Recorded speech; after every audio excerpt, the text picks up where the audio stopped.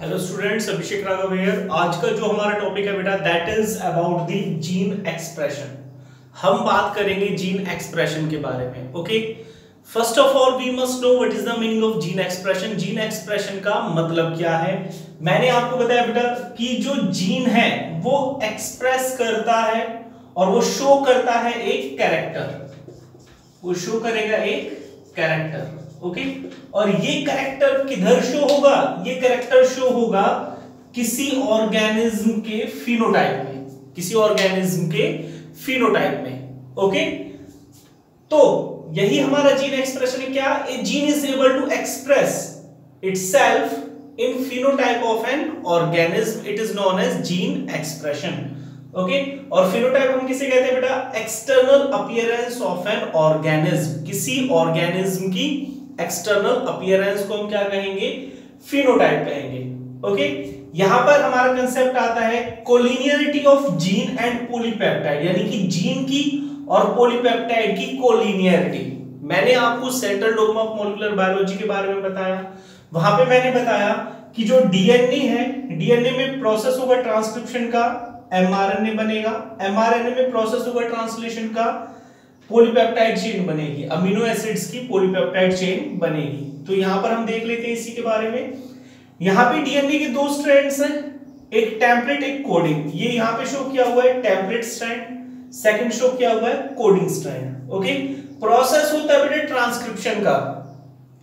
Transcription का जो process है वो कौन से स्ट्रैंड पे होगा? वो होगा टेम्पलेट स्ट्रैंड पे। ओके, यहां पर काम करेगा प्रिंसिपल ऑफ कॉम्प्लीमेंटरिटी। ठीक है, principle of complementarity.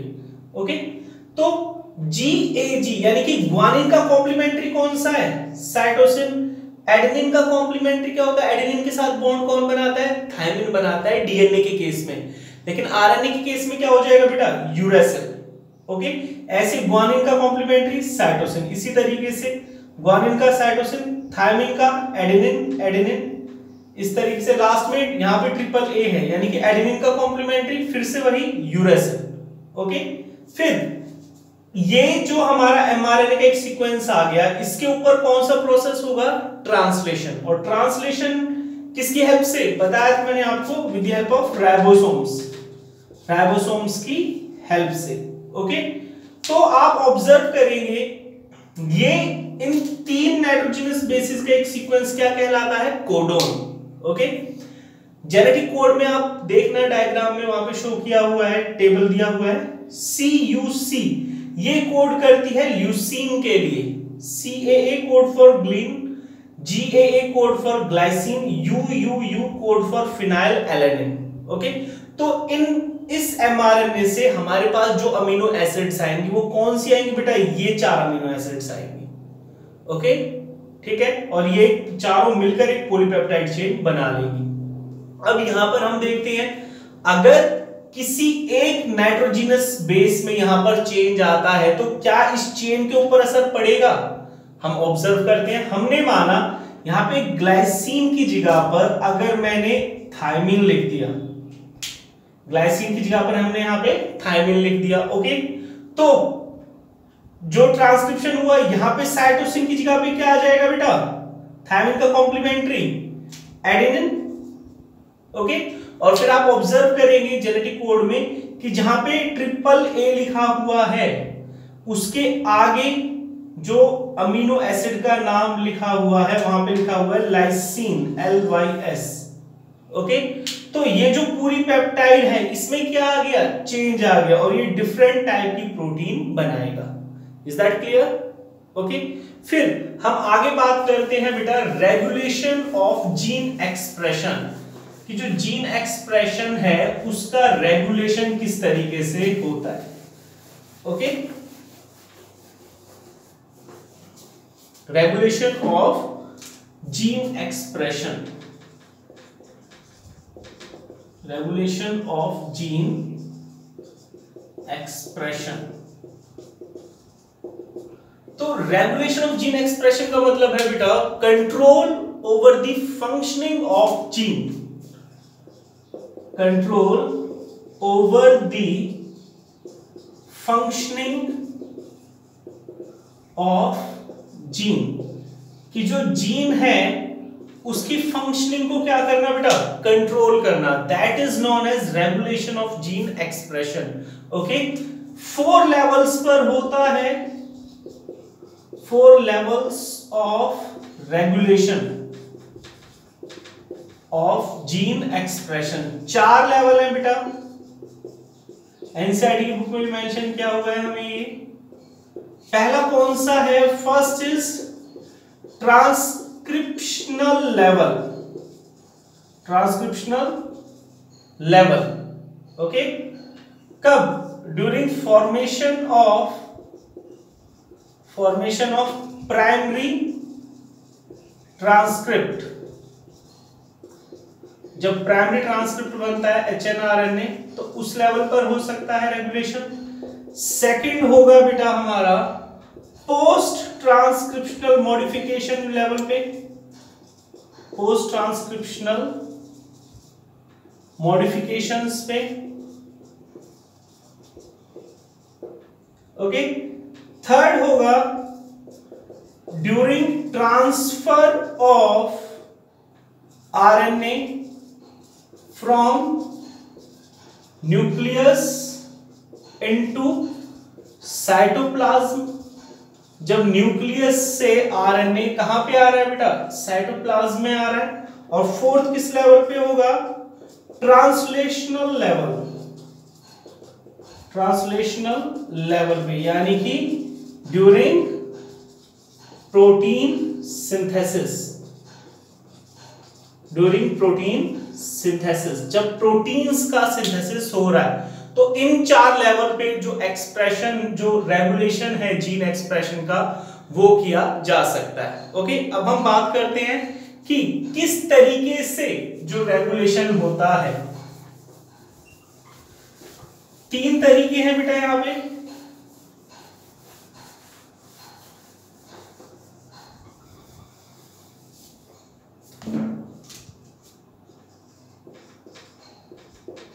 Okay, first है inducible method of gene expression. Second है constitutive regulation of gene expression. और तीसरा है बेटा repressible regulation of gene expression. Okay, first जो इंड्यूसिबल मेथड है, इसका एग्जांपल है बेटा हमारा लैकोपेरोन। इसका एग्जांपल है लैकोपेरोन। लैकोपेरोन का मतलब है लैक्टोजोपेरोन। इसके बारे में हम बात करेंगे, मैंने डायग्राम शो किया हुआ है। ओके, इंड्यूसिबल मेथड में जो जीन एक्सप्रेशन है, gene expression is regulated by presence of substrate, या हम इसको इंड्यूसर भी कह देते हैं, सबस्ट्रेट या इंड्यूसर। यानी कि जो जीन का एक्सप्रेशन है that is regulated by presence of substrate, यानी कि इंड्यूसर। सेकंड, कंस्टिट्यूटिव के केस में जो जीन है, जीन इज फंक्शनल परमानेंटली, वो परमानेंटली ही फंक्शनल रहता है, वो डिपेंड नहीं करेगा किसी के ऊपर। जबकि रिप्रेसिबल के केस में क्या होगा बेटा, इफ जीन प्रोडक्ट, अगर जीन का product is present, if gene product is present, then no regulation of that gene occur, यानी कि उस जीन का रेगुलेशन नहीं होगा, उस जीन का एक्सप्रेशन नहीं होगा। या हम यहां पे एक्सप्रेशन लिख देते हैं, एक्सप्रेशन और regulation of that gene occur. Okay, is that clear? फिर हमारे जो टॉपिक, अच्छा इसका एग्जाम्पल है बेटा ट्रिप्टोपेरॉन, tryptophan operon. Okay, higher classes में आता है ये। हमें बात करनी है हमारे इंड्यूसिबल मेथड के बारे में, इंड्यूसिबल जीन रेगुलेशन के बारे में। ओके, और जब हम बात करते हैं इंड्यूसिबल जीन रेगुलेशन के बारे में, तो यहां पर हमारा आता है ओपेरॉन कंसेप्ट। यहां पे आएगा बेटा हमारा ओपेरॉन कंसेप्ट। जो ओपेरॉन कंसेप्ट है, it was given by Jacob and Monod. Jacob और मोनार्ड ने दिया, ठीक है। ओपेरॉन क्या है? Operon small segment of DNA, small segment of DNA which can express, जो एक्सप्रेस कर सकती है। ओके, तो यहां पे शो किया हुआ है, ये ओपेरॉन का स्ट्रक्चर है। अब ओपेरॉन के अंदर दो रीजन है, इट हैज टू रीजन्स, दो रीजन्स है बेटा यहां पर। पहला है रेगुलेटरी, रेगुलेटरी रीजन, ओके, और दूसरा है बेटा स्ट्रक्चरल रीजन, स्ट्रक्चरल रीजन। जो रेगुलेटरी रीजन है, इसका जो फर्स्ट पार्ट है वो है हमारा regulator gene. First part is regulator gene, जो रेगुलेट करेगा ओपेरॉन को, which regulates operon. Okay, second इसका है बेटा प्रमोटर रीजन। जो प्रमोटर रीजन है, here RNA polymerase enzyme binds. यहां पर आरएनए पॉलीमरेज एंजाइम बाइंड करता है, यहां पर इधर यहां पे शो किया हुआ है आरएनए पॉलीमरेज। और थर्ड है बेटा operator, operator region. Operator region क्या करेगा? Keeps operon switch on end of, switch on और स्विच ऑफ करेगा किसको? जो ये हमारा ओपेरॉन है। ओके, जो स्ट्रक्चरल रीजन है बेटा, स्ट्रक्चरल रीजन में हमारी तीन चीजें आती है, जेड वाई ए। ओके, जेड जीन ये बनाता है बीटा गैलेक्टोसाइडेज एंजाइम। कौन सा बनाएगा बेटा? Beta galactosidase enzyme. और ये बीटा गैलेक्टोसाइडेज क्या करता है? लैक्टोज को ब्रेक डाउन करता है ग्लूकोज प्लस गैलेक्टोज में। ओके, वाई जो रीजन है, जेड वाई ए, वाई बनाएगा परमिएज एंजाइम। ओके, और ए बनाएगा बेटा transacetylase enzyme. Okay, is that clear? फिर यहां पर दो कंडीशंस हैं, यहां पर दो कंडीशन है ओपेरॉन के केस में। पहला है बेटा स्विच ऑफ, यहां पे इनको मैं छोड़ देता हूं अभी। पहली कंडीशन है स्विच ऑफ, यहां पे शो किया इन एब्सेंस ऑफ इंड्यूसर, यानी कि इंड्यूसर नहीं है, इंड्यूसर नहीं है, नो इंड्यूसर। तो यहां पे क्या मतलब है इंड्यूसर का? यानी कि नो लैक्टोज, यहां पर लैक्टोज मौजूद नहीं है। ओके, जब लैक्टोज मौजूद नहीं होगा, ओके, तो यहां पे ये कौन सा जीन है बेटा? Regulator gene. रेगुलेटर जीन से रिलीज हुआ एमआरएनए, एमआरएनए ने क्या बनाई? रिप्रेसर प्रोटीन बनाई है। और ये जो रिप्रेसर प्रोटीन है, ये जाकर बाइंड कर जाती है ऑपरेटर रीजन पे। ओके, जब ये रिप्रेसर प्रोटीन बाइंड करेगी ऑपरेटर रीजन पे, प्रमोटर रीजन पे क्या के बाइंड करेगा? RNA polymerase.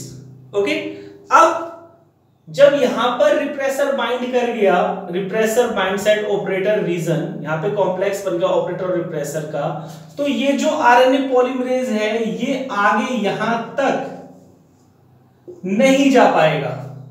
Okay, RNA polymerase structural region तक नहीं जा पाएगा, और अगर आरएनए पॉलीमरेज स्ट्रक्चरल रीजन तक नहीं जाएगा तो ना यहां पे ट्रांसक्रिप्शन होगा, ना ही यहां पे ट्रांसलेशन होगा। और अगर ट्रांसक्रिप्शन ट्रांसलेशन नहीं हुआ तो क्या ये एंजाइम्स बनेंगे? ये एंजाइम्स नहीं बनेंगे। Is that clear? Okay. Second case आता है बेटा स्विच ऑन। सेकंड केस आता है स्विच ऑन, यानी कि in presence of inducer, in presence of inducer, यानी कि वहां पे क्या मौजूद है? लैक्टोज मौजूद है। यहां पर लैक्टोज मौजूद है, ध्यान देंगे बेटा। जब यहां पर लैक्टोज मौजूद है तो ये जो लैक्टोज है, हमने ये मान लिया ये लैक्टोज है इंड्यूसर, तो ये लैक्टोज बाइंड कर जाएगा रिप्रेसर के साथ। Lactose binds with repressor protein के साथ बाइंड कर जाएगा। ओके। और जब ये रिप्रेसर प्रोटीन के साथ बाइंड कर जाएगा तो ये रिप्रेसर यहां पर ऑपरेटर के साथ बाइंड नहीं कर पाएगा। Okay. Repressor can not bind at operator region, ये ऑपरेटर रीजन पे बाइंड नहीं कर पाएगा। और अगर ये ऑपरेटर रीजन पे बाइंड नहीं कर पाएगा तो ये आरएनए पॉलीमरेज यहां से मूव करके जेड जीन पे ट्रैवल करेगा, वाई पे और ए पे, इन तीनों रीजन पे ट्रैवल करेगा। ठीक है। और फिर यहां पर क्या होगा बेटा? ट्रांसक्रिप्शन का प्रोसेस भी होगा और ट्रांसलेशन का प्रोसेस भी होगा। मींस जो जेड है, जेड से बना बीटा गैलेक्टोसाइडेज, ओके, वाई से बनता है परमिएज, और ए से बनेगा बेटा transacetylase. Okay. Beta galactosidase का मैंने आपको बताया कि बीटा गैलेक्टोसाइडेज क्या करता है? ये जो लैक्टोज है, यहां पे शो किया हुआ है लैक्टोज, बीटा गैलेक्टोसाइडेज इस लैक्टोज को ब्रेक डाउन करेगा ग्लूकोज और गैलेक्टोज में। ओके। परमिएज, जो परमिएज एंजाइम है, परमिएज एंजाइम क्या करेगा? Provides permeability to lactose to transfer through membranes, membrane के थ्रू ये ट्रांसफर हो सके। ओके। और जो ट्रांस एसिटाइलेज है, ट्रांस एसिटाइलेज क्या करेगा बेटा? मेटाबॉलिज्म ऑफ टॉक्सिक थायोगैलेक्टोसाइडेजेस के मेटाबॉलिज्म में हेल्प करेगा। ओके। यहां पर एक चीज और आ जाती है बेटा, कुछ समय के बाद जो ये एक्सप्रेशन है वो अपने आप रुक जाता है। ओके। कैसे? When lactose is completely break down,